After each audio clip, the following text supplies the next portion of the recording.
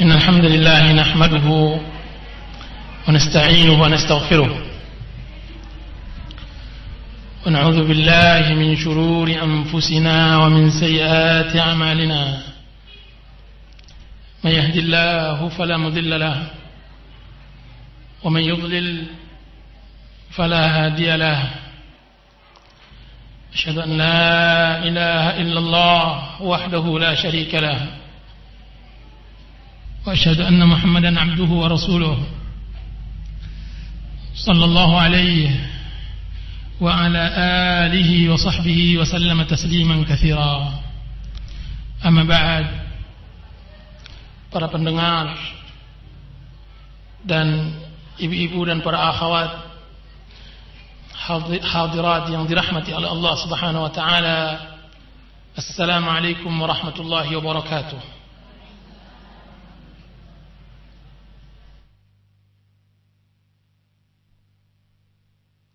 Di sore hari yang berbahagia ini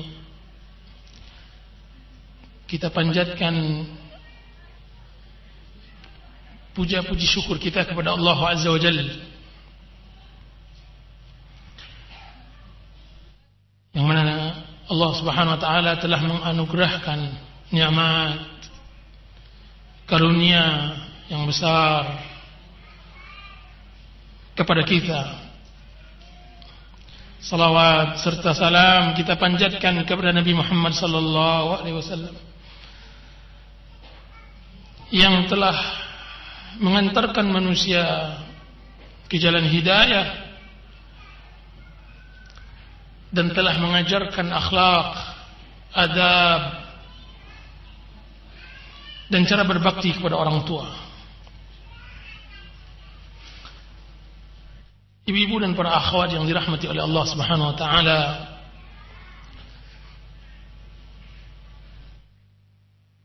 jika seandainya suatu ucapan diterima oleh telinga, maka ucapan hati diterima oleh hati. Ucapan yang keluar dari kalbu akan diterima oleh kalbu juga. Dan tidak ada ucapan yang ikhlas, ucapan yang bersih sebagaimana ucapan yang dituliskan dari hati dan kalbu yang ikhlas. Maka sore hari ini kita akan mendengarkan ucapan yang disampaikan dan dituliskan oleh seorang ibu kepada anaknya, yang kita beri judul kajian kali ini, yaitu Kutitip surat ini untukmu. Kutitip surat ini untukmu.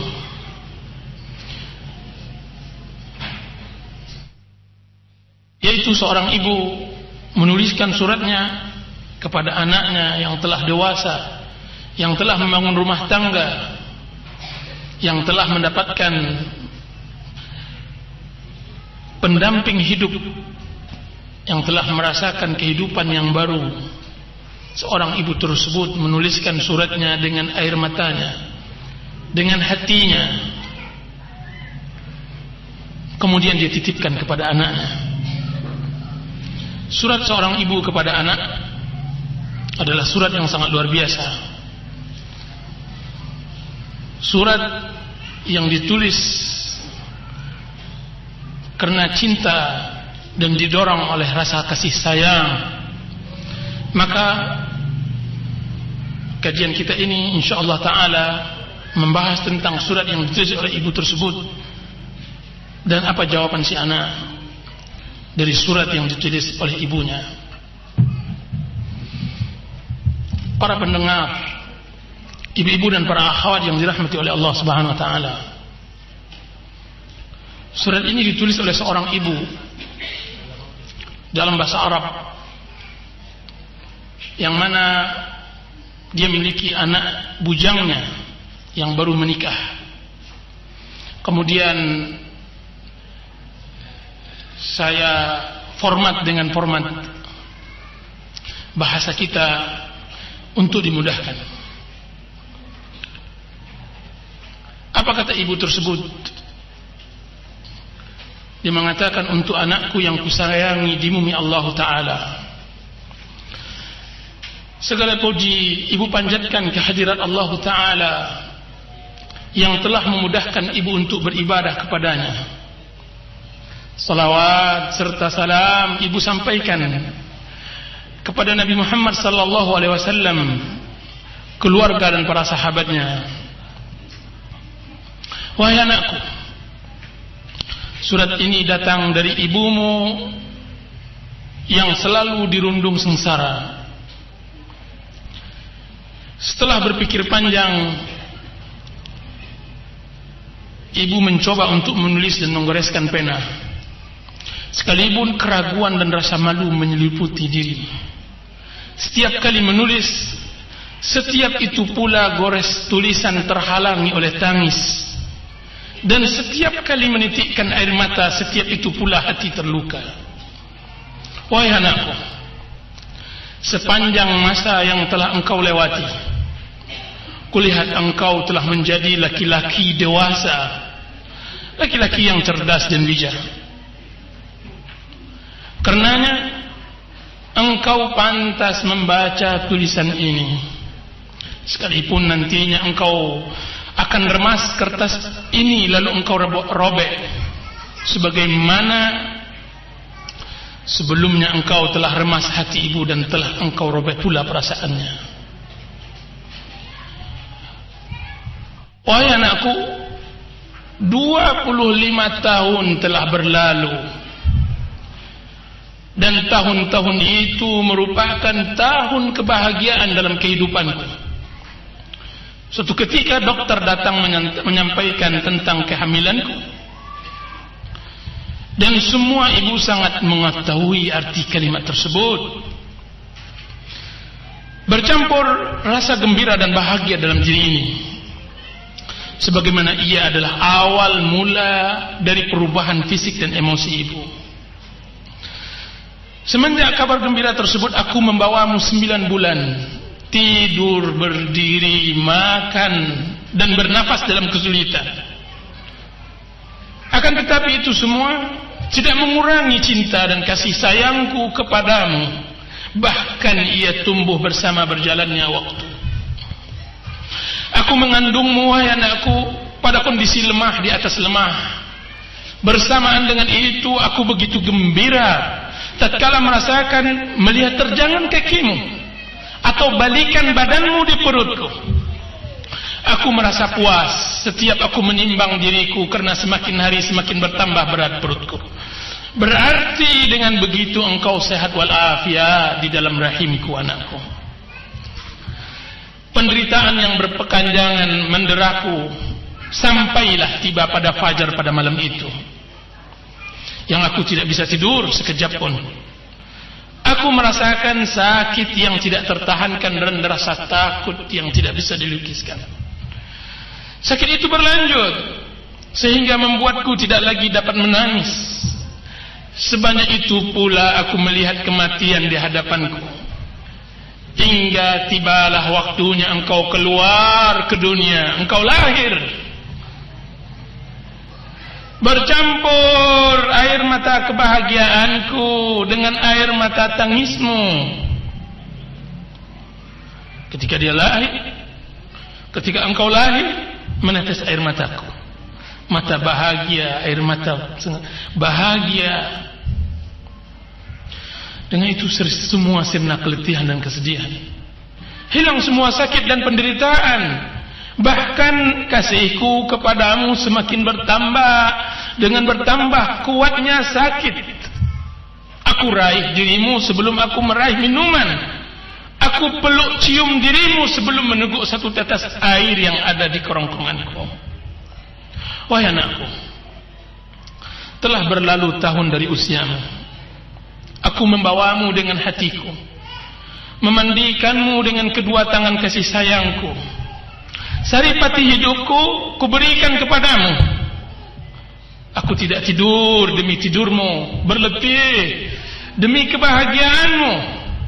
Harapanku pada setiap harinya agar aku selalu melihat senyumanmu. Kebahagiaanku setiap saat adalah permintaanmu agar aku berbuat sesuatu untukmu. Kebahagiaanku setiap saat adalah setiap permintaanmu yang aku akan bisa berbuat untukmu. Itulah kebahagiaanku. Lalu berlalulah waktu. Hari berganti hari, bulan berganti bulan, tahun berganti tahun. Selama itu pula aku setia menjadi pelayanmu yang tidak pernah lalai, menjadi dayangmu yang tidak pernah berhenti, menjadi pekerjamu yang tidak pernah lelah, mendoakan selalu kebaikan dan taufik untukmu. Aku selalu memperhatikan dirimu hari demi hari hingga engkau menjadi dewasa.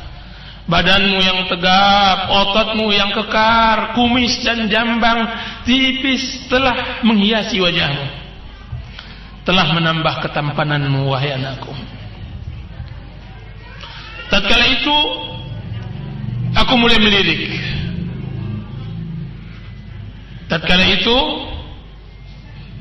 hadirat, aku mulai melirik ke kiri dan ke kanan demi mencari pasangan hidupmu. Semakin dekat hari perkawinanmu, semakin dekat pula hari kepergianmu. Semakin dekat hari perkawinanmu anakku, semakin dekat pula hari kepergianmu. Tatkala itu hatiku serasa teriris-iris, air mataku mengalir. Entah apa rasanya hati ini. Bahagia telah bercampur dengan duka, tangis telah bercampur pula dengan tawa. Bahagia karena engkau mendapatkan pasangan, karena engkau telah mendapatkan jodoh, engkau telah mendapatkan pendamping hidup. Sedangkan sedih karena engkau adalah pelipur hatiku yang akan berpisah sebentar lagi dari diriku. Waktu pun berlalu seakan-akan aku menyeretnya dengan berat. Kiranya setelah perkawinan itu aku tidak lagi mengenal dirimu. Setelah perkawinanmu itu aku tidak lagi mengenal dirimu. Senyummu yang selama ini menjadi pelipur duka dan kesedihanku sekarang telah sirna bagaikan matahari yang ditutupi oleh kegelapan malam. Tawamu yang selama ini kujadikan buluh perindu sekarang telah tenggelam seperti batu yang dijatuhkan ke dalam kolam yang hening dengan dedaunan yang keguguran. Aku benar-benar tidak mengenalmu lagi karena engkau telah melupakanku dan melupakan aku. Aku benar tidak mengenalmu lagi, wahai anakku, karena engkau telah melupakanku dan melupakan aku. Terasa lama hari-hari yang kelewati hanya untuk ingin melihat rupamu. Jadi ibu ini mulai merasakan kesepian setelah menikah anaknya. Detik demi detik ku hitung demi mendengar suaramu.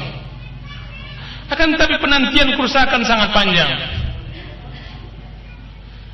Aku selalu berdiri di pintu hanya untuk melihat dan menanti kedatanganmu. Setiap kali berdiri di pintu aku menyangka bahwa engkaulah orang yang datang itu. Setiap kali telepon berdering aku merasa bahwa engkau yang akan menelponku. Setiap suara kendaraan yang lewat aku merasa bahwa engkaulah yang datang. Akan tetapi semua tidak ada. Penantianku sia-sia dan harapanku hancur berkeping. Yang ada hanya keputusasaan, yang tersisa hanya kesedihan dari semua. Yang tersisa hanya kesedihan dari semua keletihan yang selama ini kurasakan. Sambil menangisi diri dan nasib yang memang telah ditakdirkan olehnya.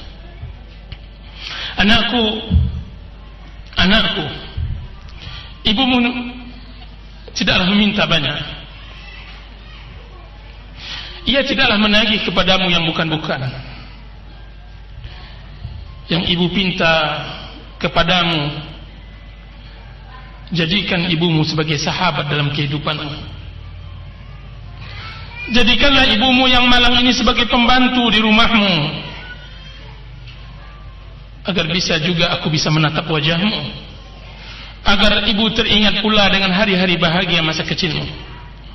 Dan ibu memohon kepadamu, nak, janganlah engkau pasang jerat permusuhan denganku. Janganlah engkau pasang jerat permusuhan dengan ibumu. Jangan engkau buang wajahmu ketika ibu hendak memandang wajahmu. Yang ibu tagih kepadamu, jadikanlah rumah ibumu salah satu tempat persinggahanmu, agar engkau dapat sekali-kali singgah ke sana, sekalipun hanya 1 detik. Jangan jadikan ia sebagai tempat sampah yang tidak pernah engkau kunjungi, atau sekiranya terpaksa engkau datang sambil engkau tutup hidungmu dan engkau pun berlalu pergi. Anakku, telah bungkuk pula punggungku, bergemetar tanganku, karena badanku telah dimakan oleh usia dan telah digerogoti oleh penyakit. Berdirinya seharusnya telah dipapah, duduk pun seharusnya dibopong. Akan tetapi yang tidak pernah sirna, anakku, adalah cintaku kepadamu. Masih seperti dulu, masih seperti lautan yang tidak pernah kering, masih seperti angin yang tidak pernah berhenti. Sekiranya engkau dimuliakan satu hari saja oleh seseorang, sekiranya engkau dimuliakan satu hari saja oleh seseorang, niscaya engkau akan balas kebaikan dengan kebaikan. Sedangkan ibumu, mana balas budimu, mana balasan bayimu? Bukankah air susu seharusnya dibalas dengan air serupa? Bukan sebaliknya air susu dibalas dengan air tuba? Dan bukankah Allah Ta'ala telah berfirman, hal jazaa'ul ihsan illa al-ihsan? Bukankah balasan kebaikan kecuali dengan kebaikan yang serupa? Sampai begitukah keras hatimu dan sudah begitu jauhkah dirimu setelah berlalunya hari dan berselangnya waktu? Wahai anak, setiap kali aku mendengar bahwa engkau bahagia dengan hidupmu, setiap itu pula bertambah kebahagiaanku. Bagaimana tidak? Karena engkau adalah buah dari kedua tanganku. Engkau adalah hasil dari kelitihanku. Engkaulah laba dari semua usahaku. Dosa apakah yang telah ku perbuat sehingga engkau jadikan diriku musuh bebuyutanmu? Apakah aku pernah salah pada suatu hari dalam bergaul denganmu? Atau pernahkah aku berbuat lalai dalam melayanimu? Tidak dapatkah engkau menjadikanku pembantu yang terhina sekian banyak dari pembantu-pembantumu yang mereka semua telah engkau beri upah? Tidak dapatkah engkau berikan sedikit perlindungan kepadaku di bawah naungan kebesaranmu? Dapatkah engkau sekarang menganugerahkan sedikit kasih sayang demi mengobati derita orang tua yang malang ini? Dan Allah Subhanahu wa taala mencintai orang-orang yang berbuat baik. Innallaha yuhibbul muhsinin. Innallaha yuhibbul muhsinin. Wahai anakku, aku hanya ingin melihat wajahmu dan aku tidak menginginkan yang lain. Wahai anakku, hatiku terasa teriris, air mataku mengalir, sedangkan engkau sehat walafiat. Orang-orang sering mengatakan bahwa engkau adalah laki-laki yang supel, dermawan dan berbudi. Anakku, apakah hatimu tidak tersentuh terhadap seorang wanita tua yang lemah, binasa dimakan oleh rindu, berselimutkan kesedihan dan berpakaian kedukaan? Berselimutkan kesedihan dan berpakaian kedukaan. Tidakkah hatimu tersentuh terhadap seorang wanita tua yang lemah, binasa dimakan oleh rindu, berselimutkan kesedihan dan berpakaian kedukaan? Kenapa? Tahukah engkau itu? Karena engkau telah berhasil mengalirkan air matanya, karena engkau telah membalasnya dengan luka di hatinya, Karena engkau telah pandai menikam dirinya dengan belati durhakamu, tepat menghunjam jantungnya. Karena engkau telah berhasil pula memutuskan tali silaturahim. Karena engkau telah berhasil pula memutuskan tali silaturahim. Wahai anakku, ibumu inilah sebenarnya pintu surga. Maka titilah jembatan itu menujunya. Lewatilah jalannya dengan senyuman yang manis, pemaafan dan balas budi yang baik. Semoga aku bertemu denganmu di sana dengan kasih sayang Allah Ta'ala, sebagaimana di dalam hadis, al-walidu awsatu abwabil jannah, fa in syi'ta fa'adhi' dhalika al-bab aw ihfazhu. Orang tua adalah pintu surga yang di tengah. Sekiranya engkau mau, sia-siakanlah pintu itu atau jagalah. Hadis dikeluarkan oleh Imam Ahmad. Anakku, aku mengenalmu sejak dahulunya. Semenjak engkau telah beranjak dewasa, bahwa engkau sangat tamak dengan pahala. Aku tahu bahwa engkau sangat tamak dengan pahala. Engkau selalu bercerita tentang keutamaan berjamaah. Engkau selalu bercerita terhadapku tentang keutamaan saf pertama di dalam salat berjamaah. Engkau selalu mengukakan tentang infak, tentang bersedekah. Akan tapi satu hadis yang kau lupakan, nak. Satu hadis yang kau lupakan. Satu keutamaan besar yang kau telah lalaikan, yaitu bahwa Nabi sallallahu alaihi wasallam telah bersabda, sebagaimana yang diriwayatkan oleh Abdullah bin Mas'ud. Qal, sa'altu Rasulullah sallallahu alaihi wasallam faqult, ya Rasulullah, ayyul amali afdal? Qala as-salatu li miqatiha. Qultu thumma madha ya Rasulullah? Qala birrul walidain. Birrul walidain. Qultu thumma madha ya Rasulullah? Qala al-jihadu fi sabilillah. Al-jihadu fi sabilillah. Thumma sakata anni Rasulullah sallallahu alaihi wasallam. Walau istazadtuhu lazadani. Muttafaqun alaih. Dari Abdullah bin Mas'ud radhiyallahu anhu berkata, aku bertanya kepada Rasulullah sallallahu alaihi wasallam, wahai Rasulullah, amal apa yang paling mulia? Beliau berkata, salat pada waktunya. Aku berkata kemudian, apa ya Rasulullah? Beliau berkata, berbakti kepada kedua orang tua. Berbakti kepada kedua orang tua. Aku berkata kemudian, wahai Rasulullah. Beliau menjawab, jihad di jalan Allah. Lalu beliau diam. Sekiranya aku bertanya lagi, niscaya beliau akan menjawabnya. Itulah hadis Abdullah bin Mas'ud. Oh anakku, ini aku, ibumu, pahalamu, tanpa engkau harus memerdekakan budak atau banyak-banyak berinfak. Tanpa engkau harus banyak-banyak bersedekah, aku pahalamu. Pernahkah engkau mendengar seorang yang telah meninggalkan keluarga dan anak-anaknya dan berangkat jauh dari negerinya untuk mencari tambang emas? Pernahkah engkau mendengar cerita itu? Seorang suami meninggalkan keluarga dan anak-anaknya berangkat jauh ke negeri seberang, ke negeri entah berantah untuk mencari tambang emas untuk menghidupkan keluarganya. Dia salami satu persatu. Dia ciumi istrinya, dia sayangi anaknya. Dia mengatakan, ayah kalian wahai anak-anak, aku akan berangkat ke negeri yang ayah sendiri tidak tahu. Ayah akan mencari emas. Ayah akan mencari emas. Rumah kita yang rehat ini jagalah. Ibu kalian yang tua renta ini jagalah. Berangkatlah suami tersebut. Suami yang berharap untuk pergi jauh untuk mendapatkan emas, untuk membesarkan anak-anaknya, untuk membangun istana dari rumah ke rumah reotnya. Akan tetapi apa yang terjadi?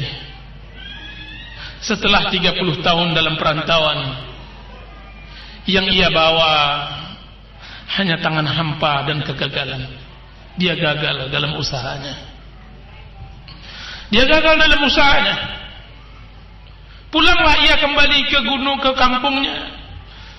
Sampailah ia ke tempat dusun yang selama ini ia tinggal. Apalagi yang terjadi di tempat itu? Setibanya di tempat lokasi rumahnya, kilanya matanya terbelalak. Ia melihat tidak lagi gubuk reot yang ditempati oleh anak-anak dan keluarganya. Akan tetapi dia telah melihat sebuah perusahaan besar tambang emas yang besar. Jadi dia mencari emas jauh ke negeri orang. Kiranya orang mencari emas dekat di tempat dia tinggal. Itulah perumpamaanmu dengan kebaikan anakku. Engkau berletih mencari pahala. Engkau telah beramal banyak, tapi engkau telah lupa bahwa di dekatmu ada pahala yang maha besar. Di sampingmu ada orang yang dapat menghalangi atau mempercepat amal. Di sampingmu, ibumu adalah orang yang dapat menghalangimu untuk masuk surga atau mempercepat amalmu. Bukankah ridhaku adalah keridhaan Allah? Dan bukankah murkaku adalah kemurkaan Allah juga, wahai anakku?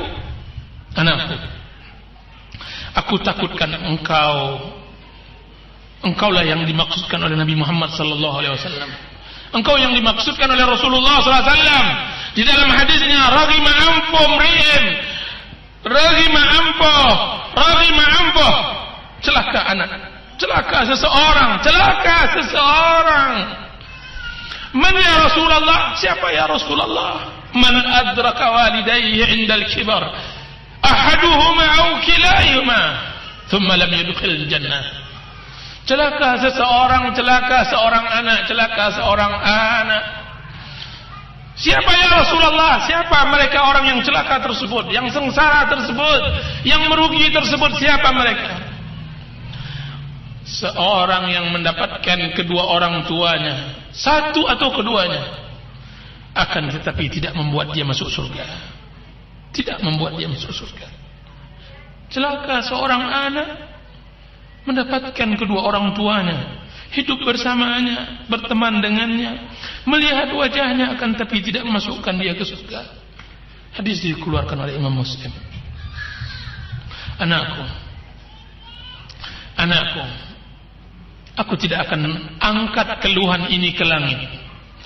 Aku tidak akan kadukan duka ini kepada Allah.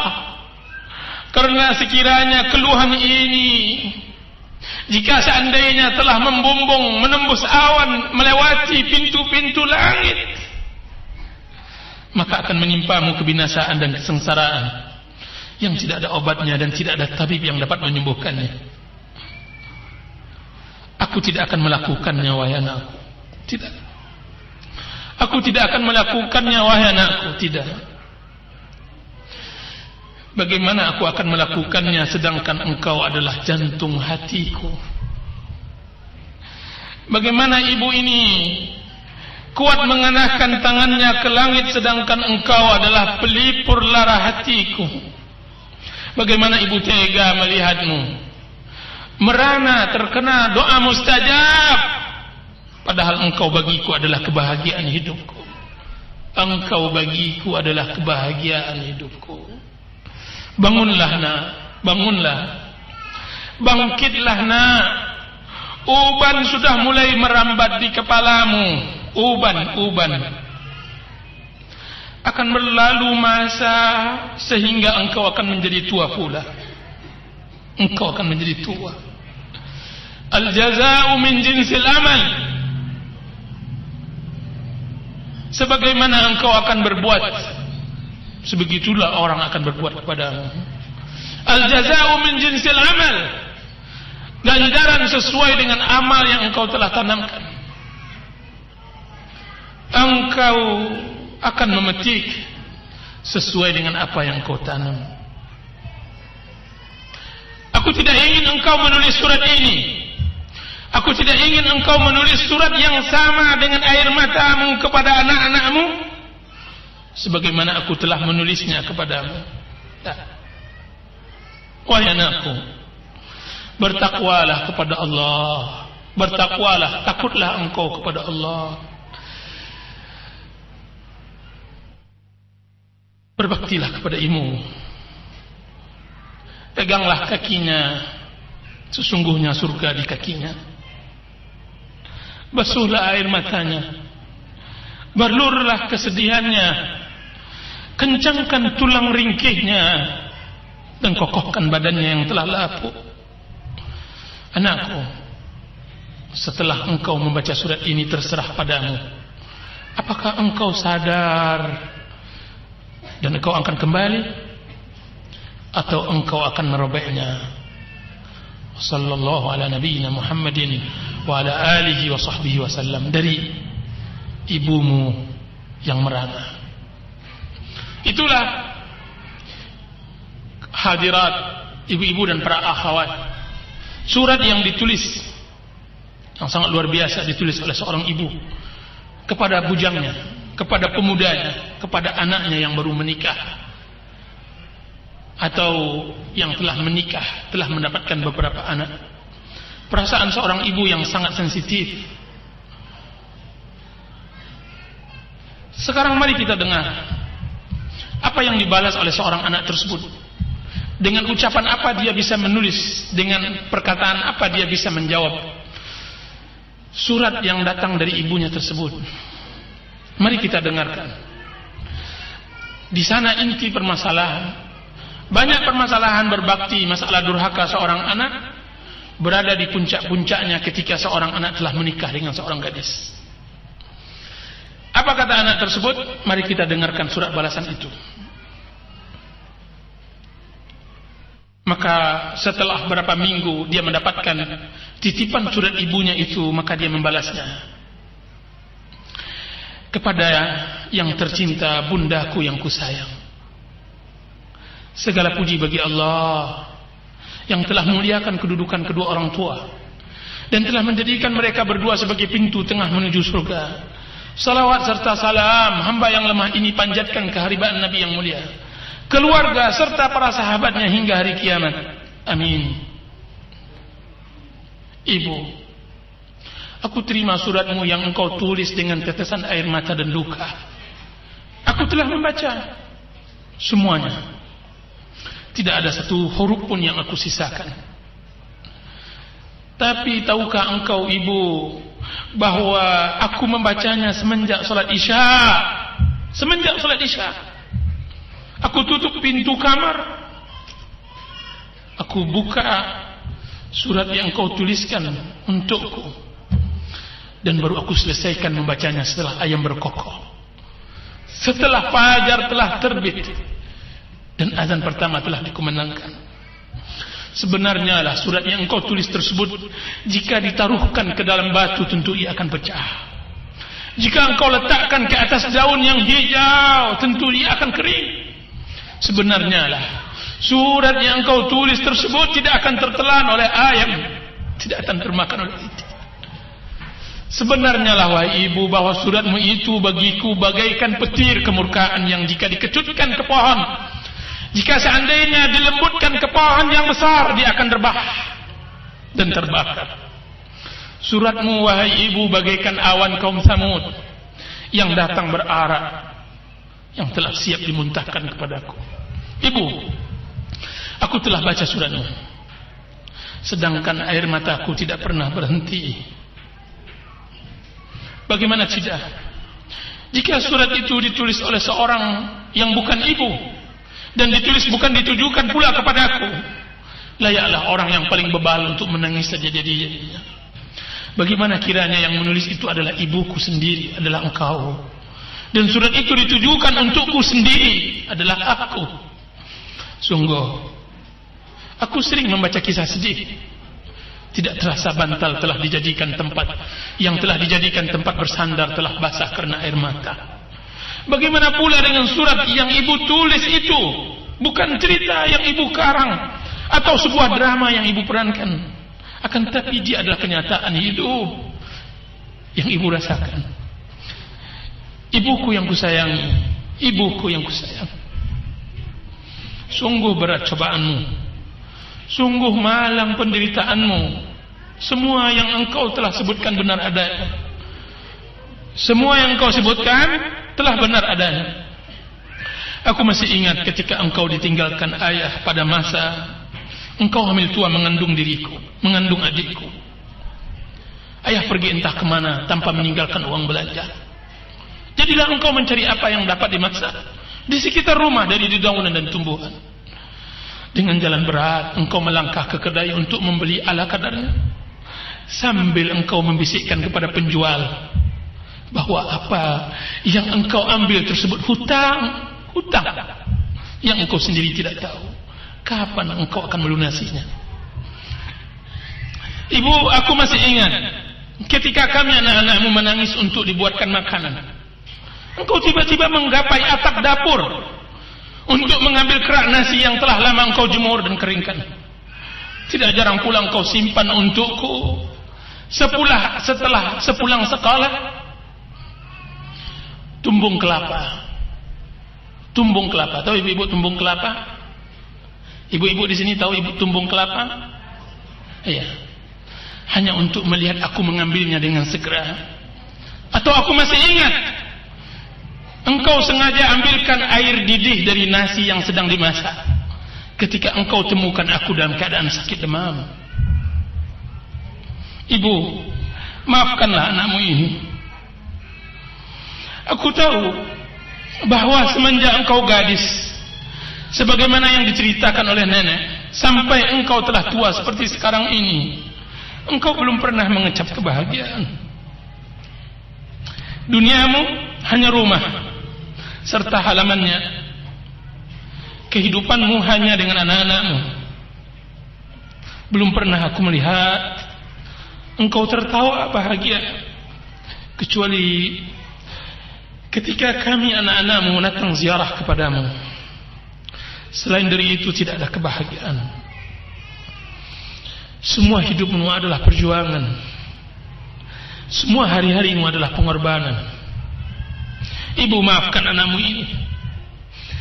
Semenjak engkau pilihkan untukku seorang istri wanita yang telah engkau puji sifat dan akhlaknya, yang engkau telah sanjung suku dan negerinya, semenjak itu pula aku seakan-akan lupa denganmu.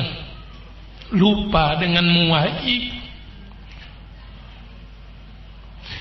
Keberadaan dia sebagai istriku telah melupakan posisi engkau sebagai ibuku.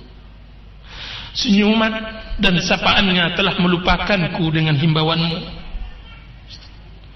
Ibu, aku tidak menyalahkan wanita pilihanmu tersebut. Tidak. Karena kewajibannya untuk menunaikan tanggung jawabnya sebagai istri.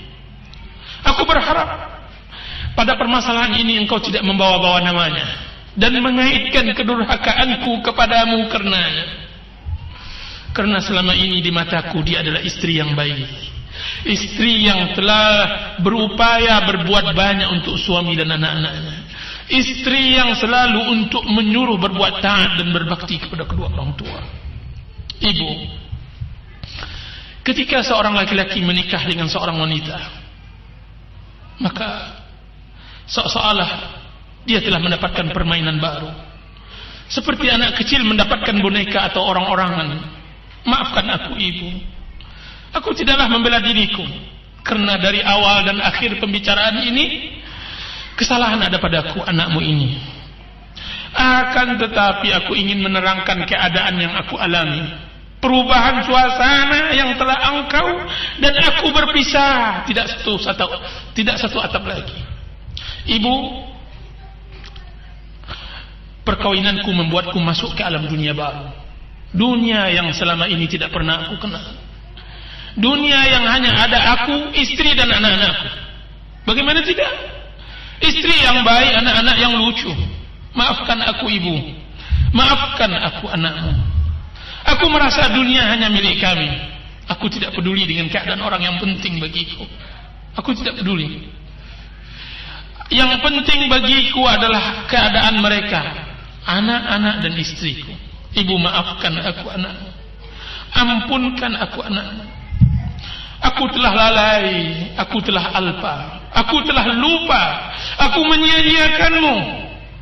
Aku pernah mendengar kajian bahwa orang tua difitrahkan untuk cinta kepada anaknya, akan tetapi anak difitrahkan untuk menyia-nyiakan orang tuanya. Ibu, anak difitrahkan untuk menyia-nyiakan orang tua, difitrahkan. Oleh sebab itu dilarang mencintai anak secara berlebihan, sebagaimana anak dilarang berbuat durhaka kepada orang tua. Itulah yang terjadi pada diriku, wahai anakku. Aku pasti akan gila ketika melihat anakku sakit. Aku seperti orang kebingungan ketika melihat anakku diare. Tapi itu sulit aku rasakan jika hal itu terjadi padamu, wahai anak ibu, wahai ibu. Itu sulit aku rasakan jika seandainya hal itu terjadi pada ibu dan pada ayah. Ibu, sulit aku merasakan perasaanmu, sulit. Kalaulah bukan karena bimbingan agama yang telah engkau talkinkan kepadaku, tentu aku telah seperti kebanyakan anak-anak yang durhaka kepada orang tuanya. Kalaulah bukan karena baktimu pula kepada orang tuamu dan orang tua ayahmu, orang tua ayah, niscaya aku tidak akan pernah mengenal arti bakti kepada orang tua. Setelah suratmu datang baru aku mengerti.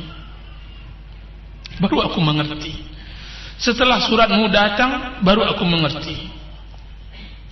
Karena selama ini hal itu tidak pernah engkau ungkapkan. Semuanya engkau simpan dalam-dalam, seperti semua permasalahan yang berat yang engkau hadapi selama ini. Sekarang baru aku mengerti, wahai ibu, bahwa hari yang sulit bagi seorang ibu adalah hari di mana anak laki-lakinya telah menikah dengan seorang wanita. Wanita yang telah mendapat keberuntungan. Bagaimana tidak? Dia dapatkan seorang laki-laki yang telah matang pribadinya dan matang ekonominya, dari seorang ibu yang telah letih membesarkannya. Dari hidup ibu itulah dia dapatkan kematangan jiwa, dan dari uang ibu itu pula lah dia dapatkan kematangan ekonomi. Sekarang dengan ikhlas ia berikan kepada seorang wanita yang tidak ada hubungan dengannya, kecuali hubungan dua wanita yang saling berebut perhatian seorang laki-laki. Kecuali hubungan dua wanita yang saling berebut merebut perhatian seorang laki-laki. Dia sebagai anak dari ibunya dan dia sebagai suami dari istrinya. Ibuku sayang, maafkan aku, ampunkan diriku.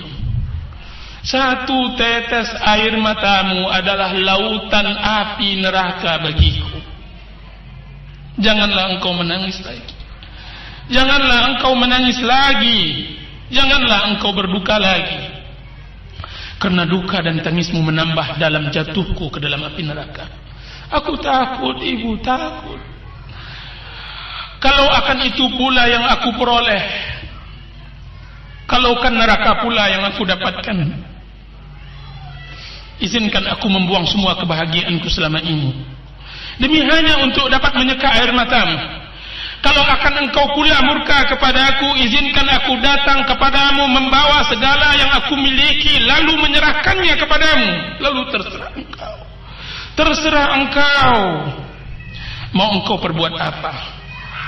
Sungguh ibu, dari hati aku katakan, aku tidak mau masuk neraka. Sekalipun aku memiliki kekuasaan Firaun dan kekayaan Qarun dan keahlian Haman, niscaya aku tidak akan tukar dengan kesengsaraan di akhirat sekalipun sesaat.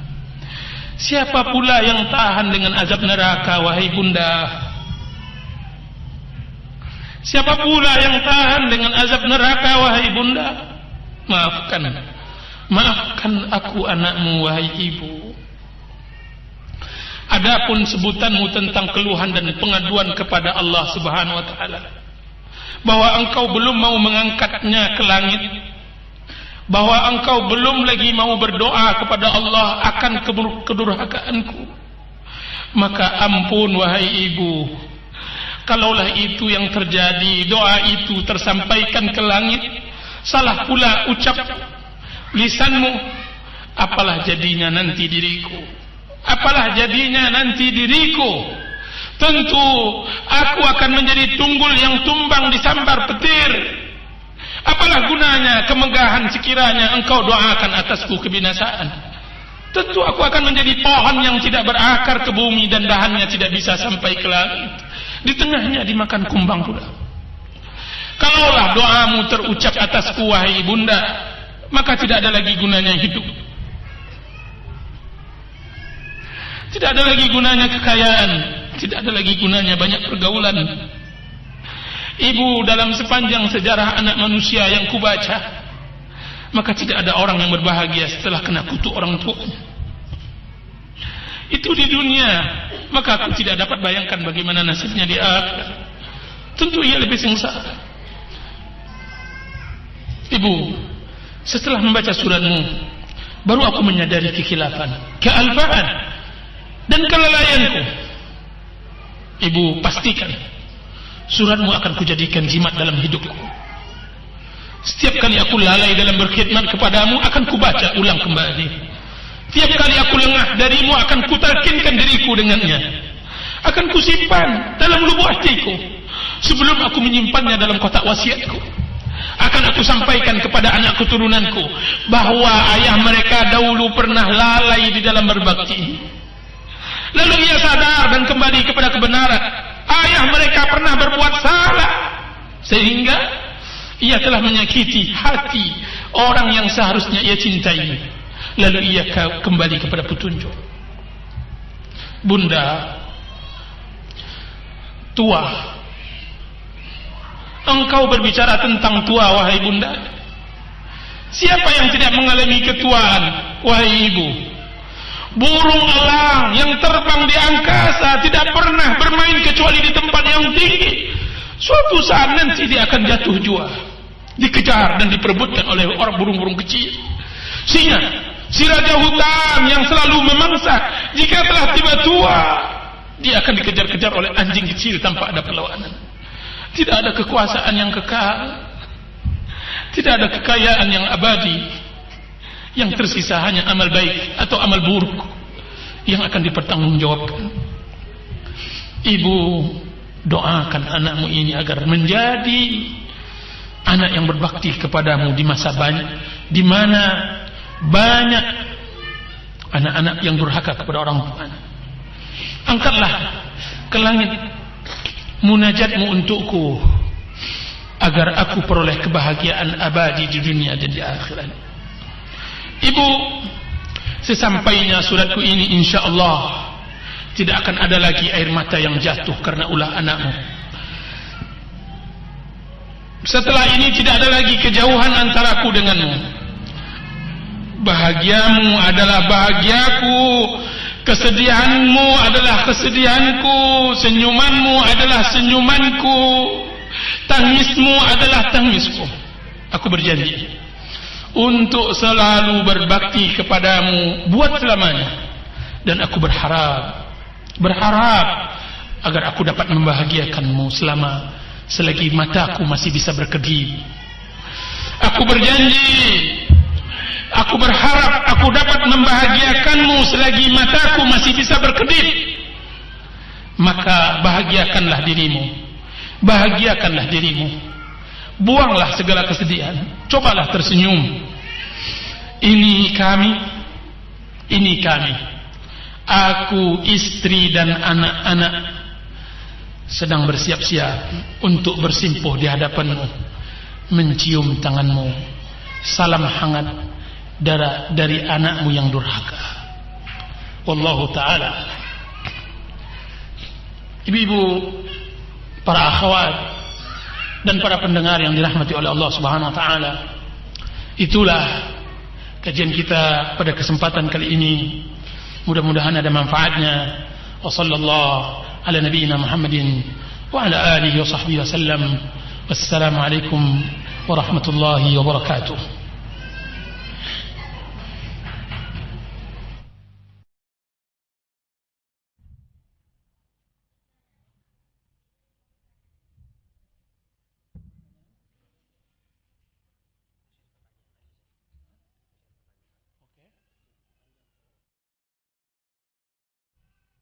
Silakan ibu-ibu yang ada pertanyaan.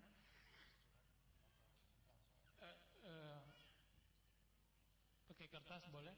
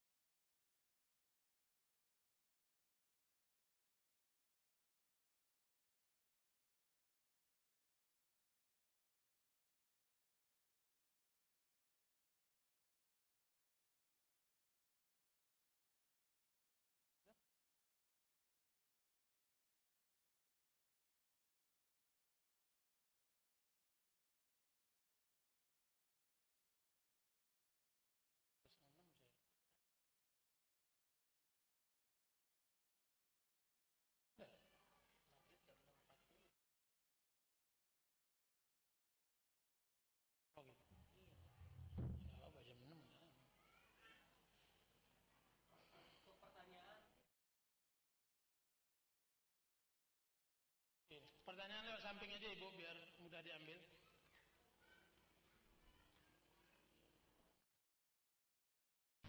Di sini ada pertanyaan, bagaimana cara berbakti pada ibu dari suami, mertua.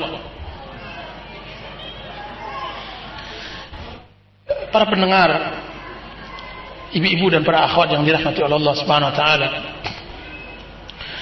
Sering istri mengeluhkan tentang tidak cintanya seorang suami kepadanya. Sering si istri mengeluhkan tentang tidak romantisnya seorang suami kepadanya. Banyak keluhan para istri, banyak kaduan. Akan tetapi tahukah mereka, para istri, bahwa salah satu untuk meruntuhkan kesombongan dan kepongahan seorang suami dari orang tuanya? Tahukah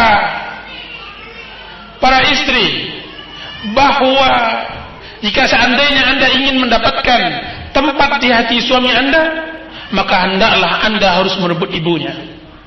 Karena seorang suami ketika dia mengetahui istrinya menghargai, menghormati, menyayangi ibunya, maka dia akan meningkatkan dan mengangkat martabat dan harkat istrinya tersebut. Banyak juga seorang istri tidak mau dipoligami, tidak mau dita'addud. Akan tetapi bersamaan dengan itu dia tidak tahu bagaimana cara menghambat, mengikat istrinya, mengikat suaminya agar dia hanya mendapatkan dirinya saja. Jika seandainya seorang istri mengetahui rahasia bagaimana cara mengikat suami agar dia tidak melakukan poligami, maka mulailah dari ibunya. Maka saya katakan bahwa berbakti kepada ibu mertua, dia adalah sarana untuk bisa berbahagia dalam rumah tangga. Ini adalah jalan yang sangat baik. Jika seandainya kita ingin memberikan kebahagiaan pada keluarga kita, jika seandainya seorang istri ingin meningkatkan rasa kasih sayang dan cinta di dalam rumah tangga, maka ikut sertakan di dalam berbakti kepada ibu mertua. Memang di dalam kenyataannya bahwa seorang istri dengan mertuanya bagaikan seekor kucing dengan tikus. Seekor kucing dengan tikus. Siapa mau tikusnya itu? Ibu-ibu mau tikusnya? Seperti kucing dengan tikus terus berkelahi terus. Akan tetapi seorang wanita salihah, seorang istri yang cerdik, dia tidak melakukan hal seperti itu. Dia bisa mengikat ibu mertuanya agar anaknya, yaitu suaminya, selalu mencintai dirinya. Coba, sesungguhnya telah banyak para istri melakukan hal ini sehingga mereka berbahagia di rumah tangga mereka. Bagaimana caranya? Bagaimana cara berbakti kepada orang tua? Jangan jangan absen. Di dalam 1 minggu harus Anda berangkat menemui orang tua suami. Cium tangannya, ambil tangannya, cium. Dan jangan bakhil dengan kue dan masakan yang Anda berikan, Anda buat untuk suami Anda, kemudian Anda berikan kepada ibu mertua. Kemudian, dan jangan bakhil, selipkan kepadanya di dalam sakunya setiap mau berangkat uang 5.000 atau 10.000 rupiah. Yang penting Anda memberi. Jika seandainya Anda ingin berbakti kepada ibu mertua, maka banggakan hatinya dengan anaknya. Puji suamimu di depan ibu mertuamu. Puji suamimu di depan ibu mertuamu, bahwa anaknya adalah segala-galanya bagimu, bahwa anaknya adalah luar biasa, laki-laki yang bertanggung jawab, laki-laki yang dewasa, laki-laki yang mampu, laki-laki yang benar-benar menjadi pelindung bagi istrinya. Sebutkan itu agar dia bisa bangga, agar hatinya besar, agar dia merasa bahwa apa yang ia tanam sejak kecil dengan air mata dan tangisnya telah berhasil Anda raih. Akan tidak ada kecemburuan, akan hilang dengki, akan hilang hasad. Jadi ibu-ibu dan para akhwat, kalau anda ingin berbahagia, maka masukilah pintu berbakti kepada mertua. Telah banyak orang yang mencoba dan mereka berhasil. Wallahu ta'ala alam.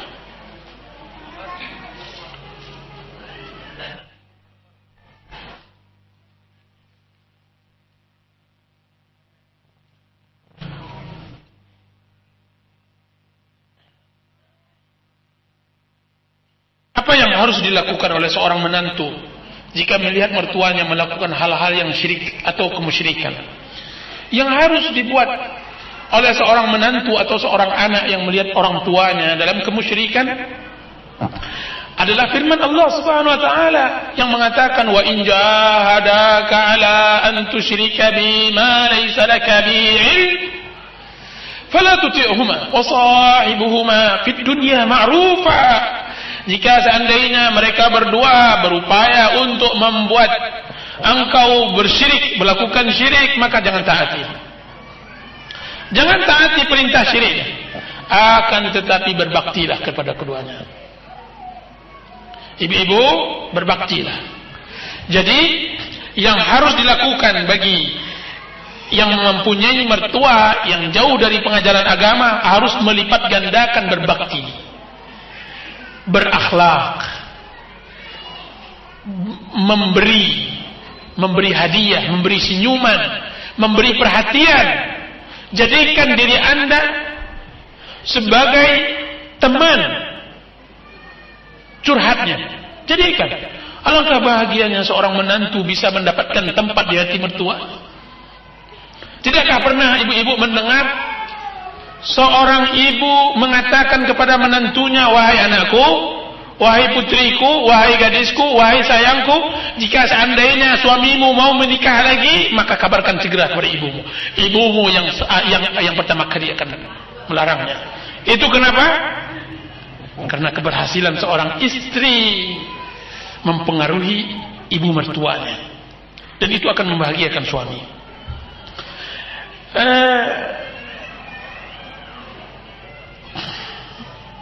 Pertanyaan sangat banyak sekali. Saya tidak tahu apa yang harus saya jawab.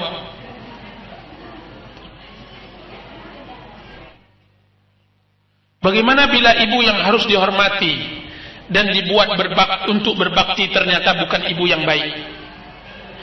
Ternyata bukan ibu yang baik. Bagaimana Ustaz?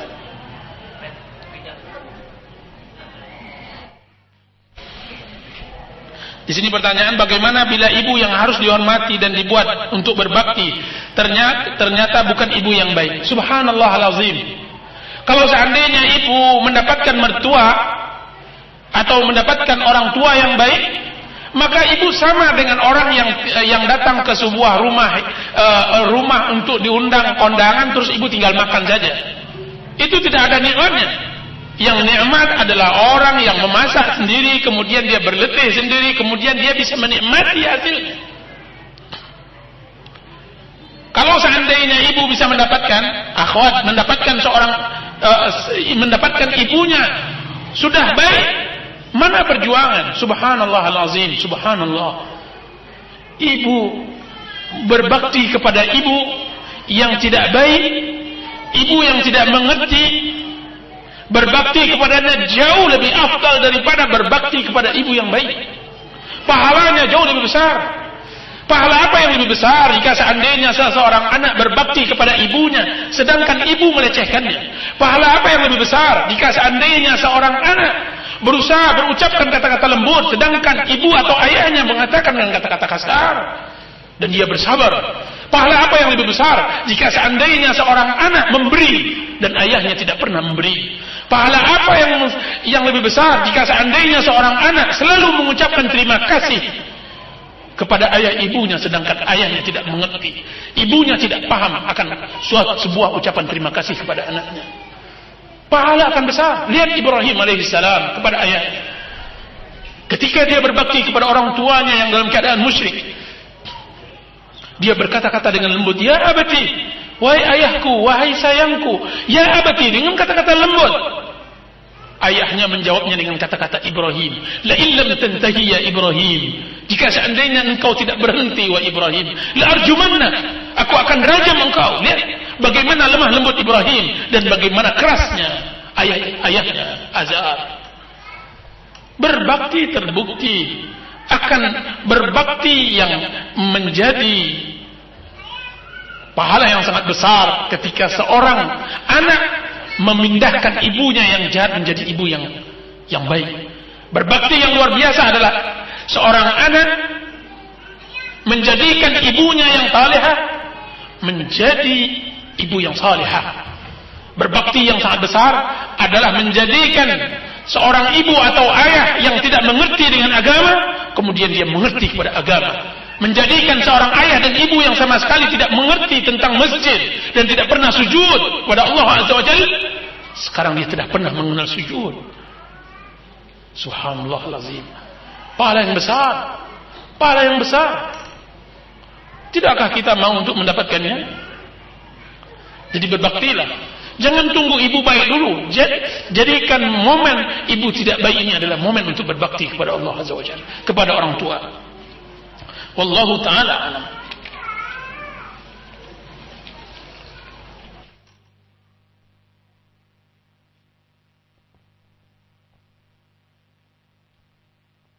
Berapa puluh menit? Masya Allah. Bagaimana cara berbakti pada orang tua yang sedang kami jauh dari orang tua tersebut? Kami sudah berkeluarga. Subhanallahal-azim.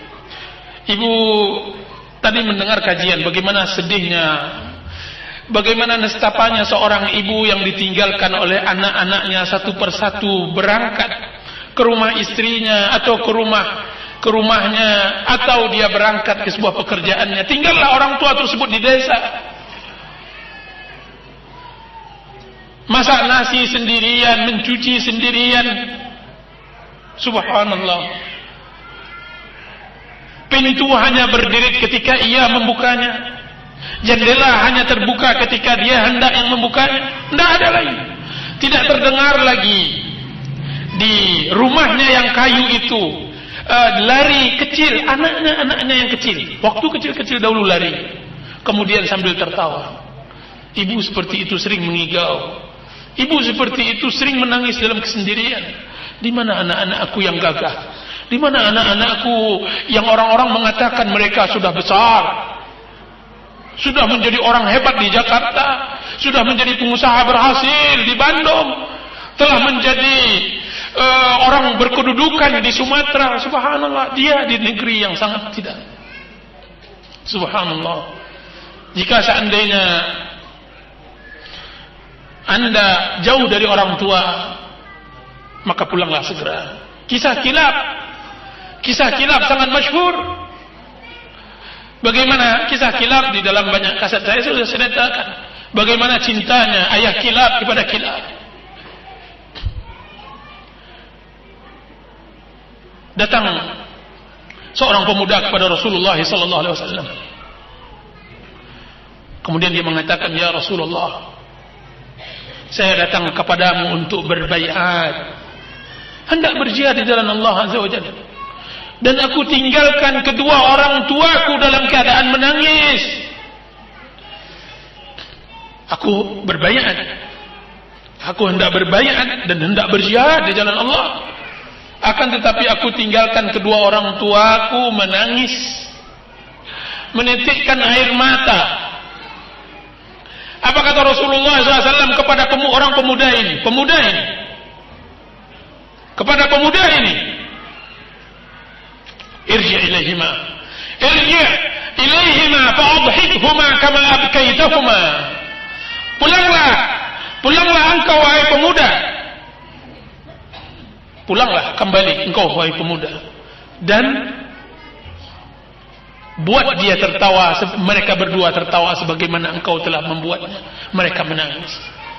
Buat mereka kembali tertawa sebagaimana engkau telah membuat mereka menangis. Pulanglah. Pulang. Fafihima fajahid. Engkau bertanya tentang masalah jihad, berjihadlah kepada orang tuamu. Berjihad kepada orang tua. Subhanallah, ini pemuda yang hendak berjihad. Bagaimana kita berpisah dengan orang tua hanya untuk mencari sesuap nasi, Bagaimana kita dengan orang tua hanya ingin memperturutkan keinginan dunia yang tidak pernah selesai-selesai. Subhanallah, cepat-cepatlah hubung. Telepon sekarang ini orang tua dan minta ampunkan. Minta maaf. Wahai ibu, aku telah melalaikanmu. Aku mengerti keadaanmu, akan tapi maafkan aku, ibu. Marilah bersamaku pulang. Aku tinggal bersama orang tua. Tinggal bersama orang tua. Hadis Rasulullah SAW yang dikeluarkan oleh Imam Ahmad, atau yang dikeluarkan oleh Imam Muslim tadi, celaka seseorang yang mendapatkan kedua orang tuanya akan tapi tidak memasukkannya ke surga. Subhanallahul azim. Allahu akbar.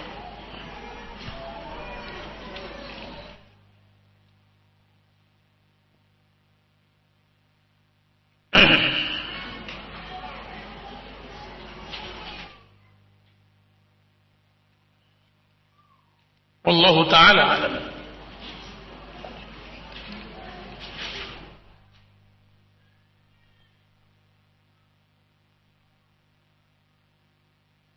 Ustaz, dirujuk dari manakah surat tersebut? Saya ingin memiliki kitab yang berisi surat tersebut. Alhamdulillah, buku ini, surat ini adalah tulisan saya yang nanti sebentar lagi dicetak. InsyaAllah ta'ala akan berjudul dengan apa yang saya sampaikan ini. Mudah-mudahan ibu yang bertanya akan mendapatkan buku yang dia adalah kajian kita hari ini, InsyaAllah ta'ala, dengan judul yang sama.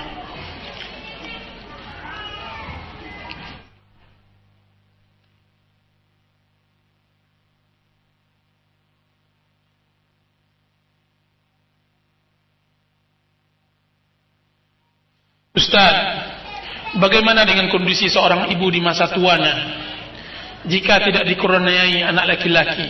Misalnya, tiga anaknya perempuan semua, sementara kalau perempuan harus patuh pada suami. Subhanallah, laki-laki dan perempuan itu sama, tidak ada bedanya. Di kami di Sumatera, bahwa anak perempuan lebih berharga berapa kali lipat dari anak laki-laki. Anak laki-laki ditendang dengan kaki, sedangkan anak perempuan disayang-sayang semacamnya. Karena perempuan di mata, di suku sana, di suku Sumatera sana, berharga sekali. Karena dia yang akan membersihkan kotoran orang tuanya, dia yang akan memandikan orang tuanya, tidak anak laki-laki. Anak laki-laki di suku sana, di Sumatera sana, anak yang terbuang. Syukur, bersyukur ibu-ibu dapat orang sana. Alhamdulillah. Akan tetapi, bagaimana kalau seandainya dia anak perempuan? Subhanallah. Ibu pernah mendengar cerita seorang suami tersenyum kepada istrinya, kemudian dia mengatakan, wahai istriku, sore hari ini kenapa kita tidak datang ke rumah orang tuamu? Berbelanja ke plaza, membeli makanan dan buah-buahan. Dari hari ini aku telah mendapatkan gaji bulan ini. Berangkat kita dengan anak-anak, dengan kendaraan yang kita miliki, mencium tangan mereka dan menanyakan keadaan mereka. Tidak tahukah ibu-ibu ada banyak suami yang begitu kepada istrinya? Makanya jika seandainya ingin memilih suami, pilihlah suami yang seperti itu. Pilihlah suami yang pengertian. Pilihlah menantu yang baik, yang saleh, yang mengerti agama. Dia akan melakukan hal itu. Akan tetapi suami yang tidak mengerti agama, maka memang akan menjadi kasihan kalau seandainya dia hanya memiliki anak perempuan.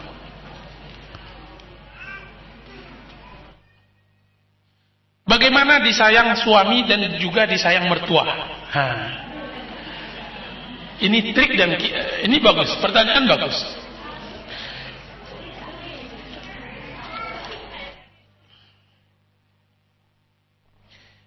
Disayang oleh suami itu mempunyai dua jantung. Suami yang baik mempunyai dua jantung. Jantung yang satu diletakkan pada dirinya dan jantung yang satu lagi diletakkan kepada ibunya.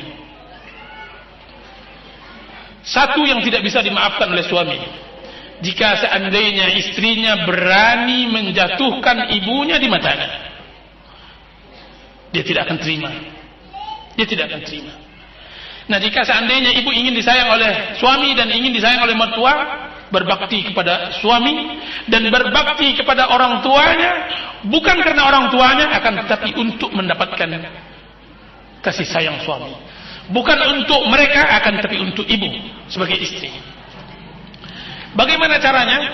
Tadi saya telah terangkan secara singkat bagaimana caranya. Bahwa dengan berbuat baik kepada mereka semasa hidup.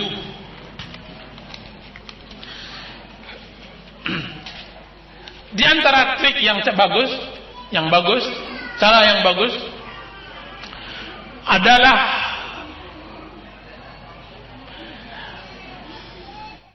kalau permasalahan keluarga wanita, itu yang seharusnya berinisiatif di dalam memberi adalah suami. Kalau seandainya itu untuk kepentingan keluarga suami, maka seharusnya yang berinisiatif baik adalah istri. Misalnya datang ke rumahnya yaitu ke rumah suami istri, ibu mertua istri, ibu dari mertua istri, berarti ibu dari suaminya. Ketika datang, yang seharusnya berinisiatif adalah istri. Suami yang datang adalah ibu suami. Ya, yang berinisiatif dalam masalah itu adalah istrinya. Misalnya ongkos hendak berangkat pulang. Ongkos yang hendak berangkat pulang itu misalnya berapa dek kita kasih ibu?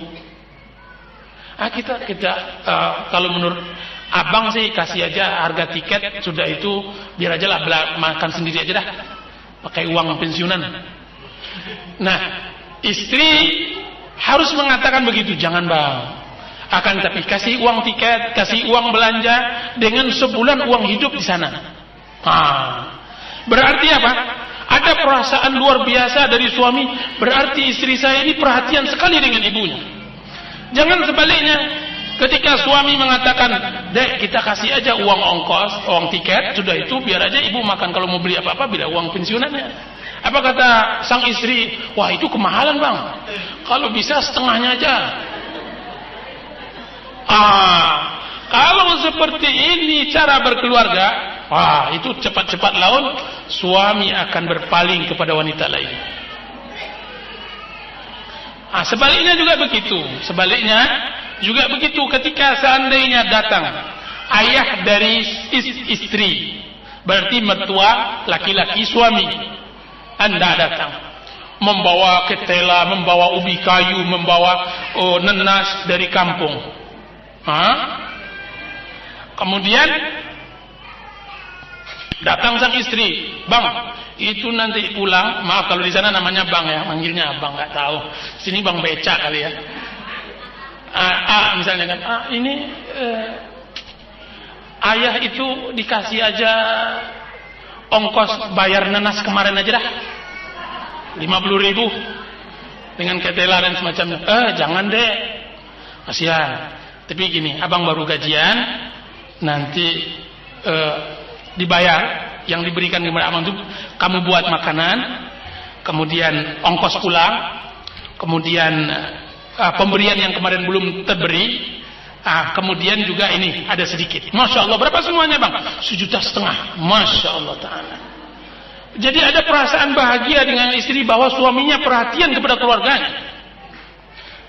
Jika seandainya seperti ini, akan terjadi apa?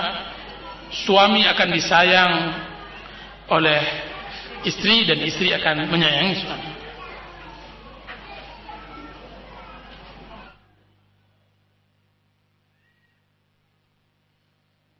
Allah musta'an. Wallahu ta'ala.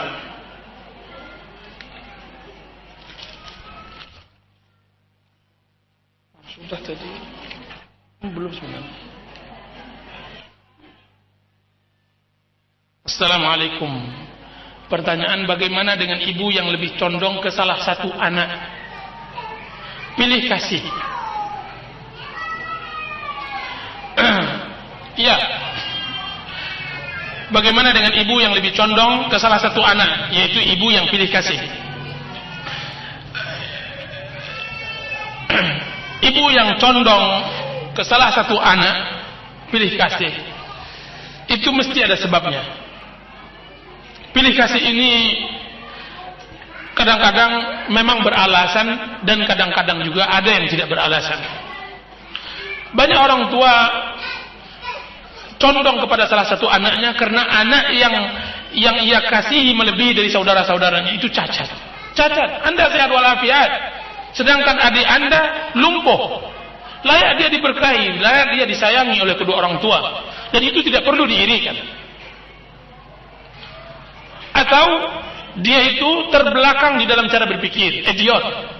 Anda alhamdulillah sehat walafiat dan layak dia mendapatkan perhatian lebih dari Anda. Kalau seandainya itu pula yang Anda irikan, Anda salah. Akan tapi ada juga sebagian orang tua condong kepada salah satu anaknya disebabkan hal-hal yang tidak bisa diterima. Misalnya karena anaknya yang satu ini cantik, atau karena anaknya ini kaya dan semacamnya. Dan hal ini tidak menghalangi Anda untuk berbakti kepadanya. Semakin dia membenci Anda, berbaktilah. Semakin berbaktilah Anda kepadanya. InsyaAllah ta'ala, dengan berlalunya waktu dan lewatnya masa, InsyaAllah ta'ala, dia akan mengerti bahwa yang akan menjadi anak aslinya adalah Anda. Dia akan paham bahwa yang menjadi anak sebenarnya adalah Anda yang berbakti kepada kedua orang tuanya. Bukan anak yang dia banggakan telah sekolah tinggi dan semacamnya. Dan itu sering kali terbongkar ketika di usia tua. Orang tua ketika umur 30 tahun, 40 tahun bisa saja dia condong pada salah satu anaknya. Akan tapi ketika umur 50 dan 60 tahun baru dia tahu siapa anak-anaknya yang berbakti dan siapa yang membangkang. Siapa yang durhaka kepada kedua orang tuanya. Ya. Jadi jangan pedulikan pilih kasihnya itu, akan tapi yang wajib bagi Anda dan kita semua adalah berbakti kepada kedua orang tua.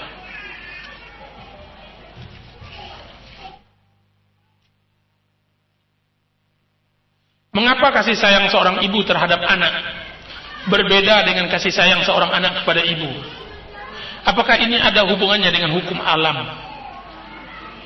Pertama, enggak ada hukum alam. Alam tidak bisa mendera, alam tidak bisa memecut, alam tidak bisa menghukum dan semacamnya. Yang ada hukum Allah. Hukum Allah, sunnatullah. Ya, jadi itu dah sunnatullah.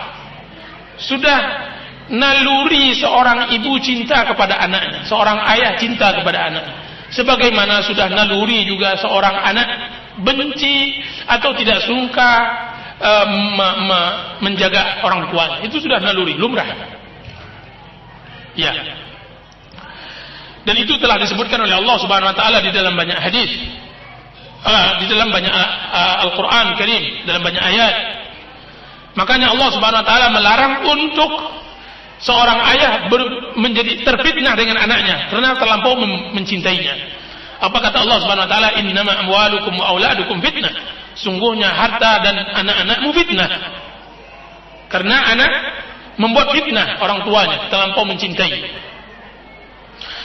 Makanya Allah Subhanahu wa taala juga mengingatkan seorang anak untuk berbakti kepada kedua orang tuanya. Wa qadha rabbuka alla ta'budu illa iyyah wa bil walidaini ihsana. Dan Allah Subhanahu wa taala telah mewajibkan kepada engkau agar untuk beribadah kepada Allah Azza wa Jalla dan berbakti kepada kedua orang tua. Jadi perintah untuk berbakti kepada kedua orang tua karena Allah melihat pada dasarnya manusia tidak mau berbakti kepada orang tuanya. Maka diseimbangkan cinta ayah kepada anaknya dan diseimbangkan kedurhakaan anak kepada ayahnya. Wallahu ta'ala.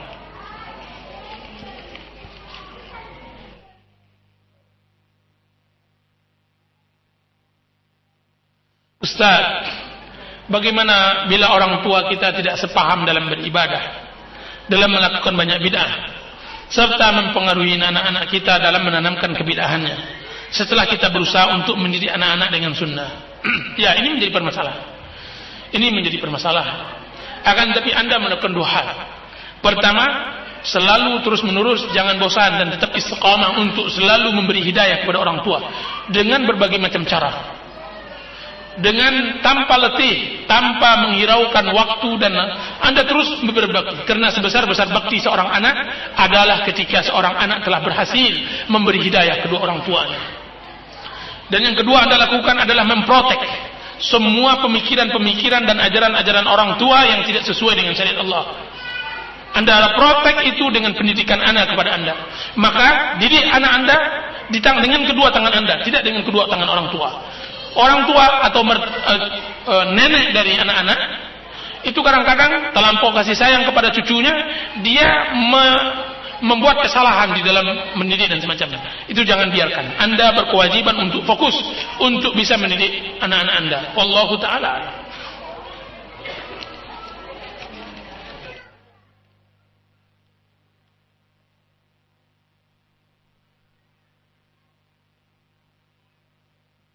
Ustaz, apabila kita sudah menjadi istri, lebih utama yang mana antara berbakti kepada ibu kandung atau ibu mertua?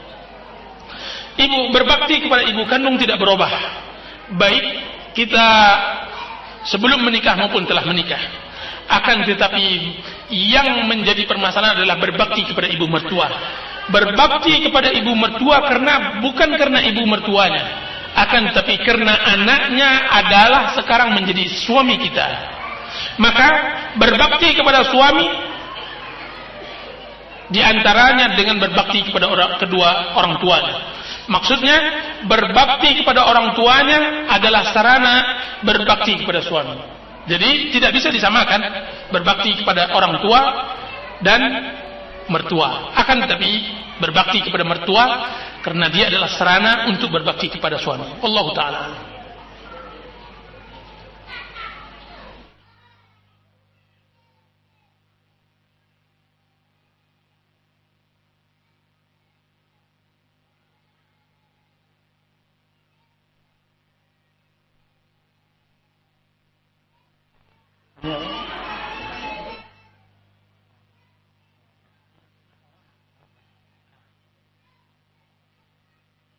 Ustaz, ibu,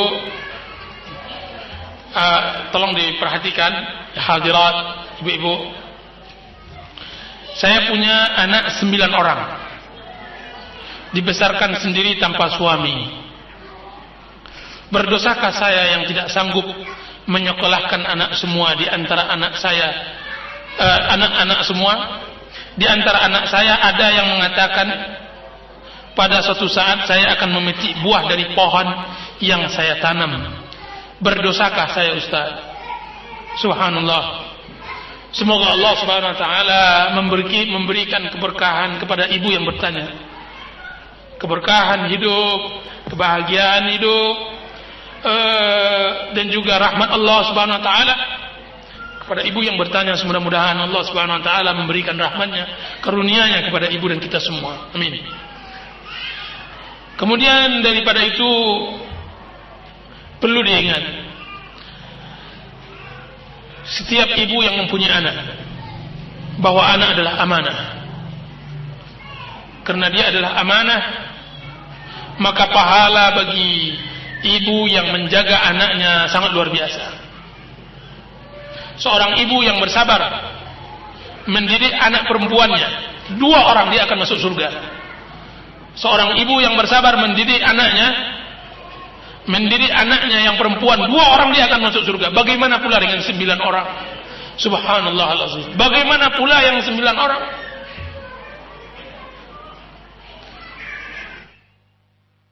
Kalau seandainya yang ditanya oleh ibu tersebut adalah berdosakah saya, maka saya jawab tidak. Karena Allah Subhanahu wa taala mengatakan la yukallifullahu nafsan illa wus'aha. Tidak, Allah tidak akan membebani suatu jiwa kecuali yang mampu olehnya. Akan tapi yang berdosa adalah kaum muslimin yang melalaikan anak-anak yatim. Yang berdosa adalah orang-orang yang mampu, akan tetapi tidak punya pengertian, tidak punya perasaan kepada fakir miskin. Yang berdosa adalah semua kaum muslimin yang tidak mengerti akan ahwal kaum muslimin, tidak melihat janda-janda yang miskin, tidak mengerti si fakir, tidak mengerti anak yatim dan semacamnya. Itu yang berdosa. Ibu tidak berdosa, ibu tidak salah. Kaum muslimin yang salah, yang telah melalaikan anak-anak mereka, anak-anak yang menjadi tanggung jawabnya. Jadi tidak ada seorang ibu tidak berdosa. Ibu akan berpahala banyak. Yang penting adalah bersabar. dan camkan dalam diri bahwa anak-anak yang menjadi itu bukan dari anak-anak yang diasuh dengan harta yang melimpah. Orang-orang besar itu tidak akan besar diasuh dari istana yang besar. Yang orang menjadi besar adalah orang yang diasuh dari tempat yang kasar, dari rumah yang reot, dari tempat yang keras. Tidakkah ibu melihat bagaimana bedanya madu di tanah Arab dengan madu di negeri kita? Madu di negeri Arab sangat mahal. Kenapa? Karena lebahnya bekerja dengan keras. Kenapa? Karena dia mudah mendapatkan madunya. Orang yang menjadi adalah orang yang pernah merasai kesengsaraan. Orang yang besar adalah orang yang pernah menanggung beban yang besar. Tidak akan pernah orang yang besar jika seandainya dia tidak pernah menanggung beban yang besar.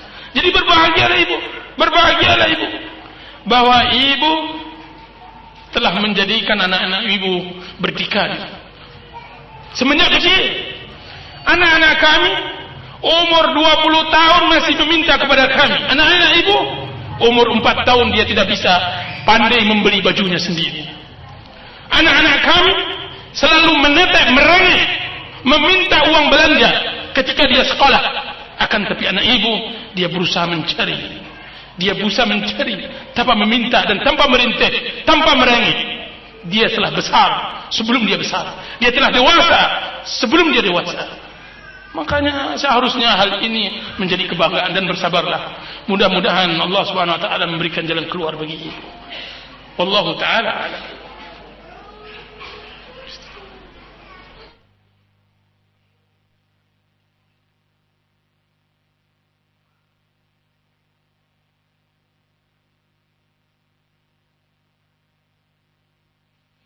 Ustaz, amalan apakah yang bisa menghapus dosa dari anak yang telah berlaku zalim terhadap ibunya yang telah meninggal dunia? Bisakah ditebus dengan bakti kepada ayah?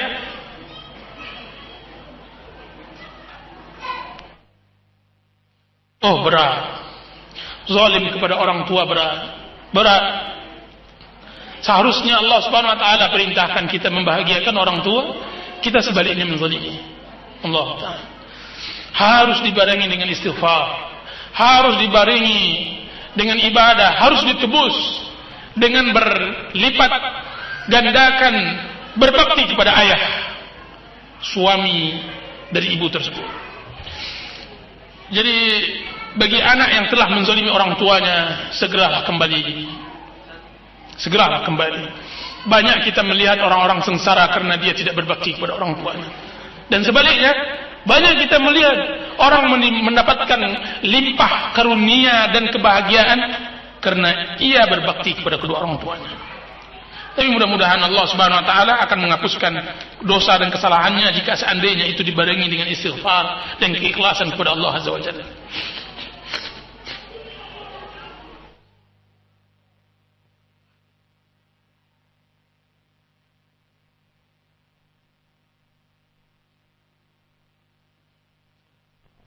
Besoknya masih mana? 10 menit.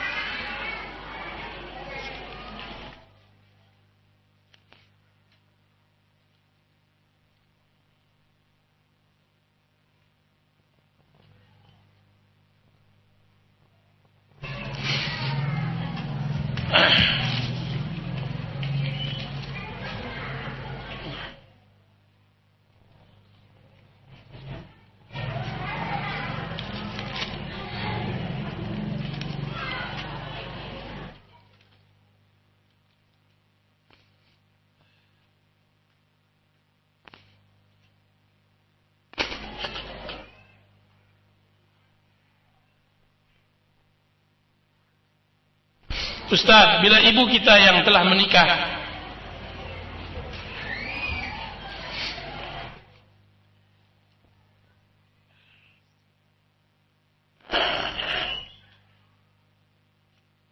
Ustaz, bila ibu kita yang telah wafat mempunyai hutang, saya sebagai anak perempuan ingin melunasinya. Sementara saya sudah menikah Dan bagaimana bila suami tidak mengizinkan sementara kita ingin berbakti kepada orang tua. Jika seandainya ibu kita berhutang, maka wajib bagi ahli warisnya untuk membayarnya. Jika seandainya Anda seorang ibu dari anak atau sebagai seorang istri dari seorang suami, maka tidak ada hak suami untuk menghalangi Anda menginfakkan atau melunasi melunasi hutang orang tua Anda. Jika seandainya yang Anda berikan itu adalah uang Anda, tidak berhak, tidak ada hak sedikit pun suami melarang istrinya untuk melunasi hutang ibunya, tidak ada. Jika seandainya uang tersebut adalah uangnya. Jadi dalam hal ini tidak ada ketaatan kepada suami. Wallahu taala alam.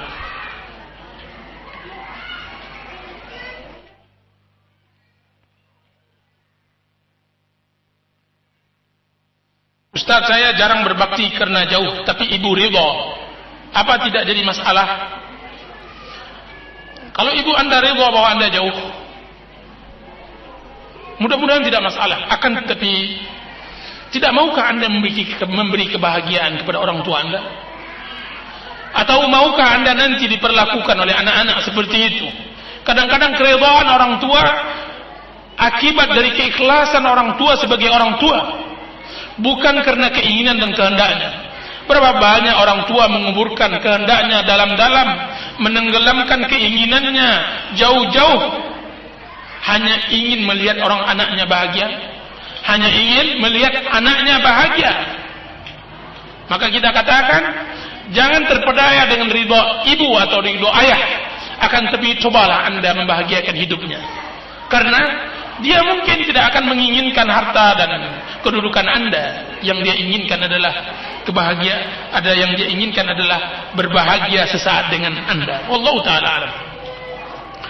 Mudah-mudahan ada manfaatnya. Wassallallahu ala nabiyina Muhammadin wa ala alihi washabbihi wasallam. Wassalamualaikum warahmatullahi wabarakatuh.